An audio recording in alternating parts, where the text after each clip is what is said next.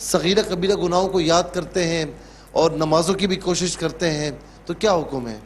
دیکھیں، یہ تو بہت ہی اچھی بات ہے کہ آپ صغیرہ اور کبیرہ گناہوں کو یاد کرتے ہیں، بس اس کا چرچا مت کریں، لوگوں کے درمیان اس کو پھیلائیں نہیں، لوگوں کو بتائیں نہیں۔ اللہ سبحانہ و تعالیٰ سے خشوع اور خضوع کے ساتھ گڑ گڑا کر کے معافی مانگیں۔ حدیث میں آتا ہے کہ التائب من الذنب کمن لا ذنب لہ، کہ جو آدمی اپنے گناہوں سے سچی توبہ کر لیتا ہے تو اللہ کی بارگاہ میں ایسا ہوتا ہے گویا کہ اس نے کسی گناہ کا ارتکاب سرے سے کیا ہی نہ ہو۔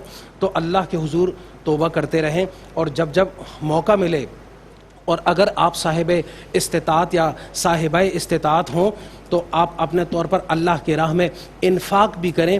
آپ کا توبہ کرنا اور انفاق کرنا، یہ دونوں مل کر کے انشاءاللہ تعالی آپ کے ان صغائر گناہوں کے لیے کفارہ بن جائیں گے جن کا تعلق اللہ سبحانہ و تعالی کے حقوق سے ہے۔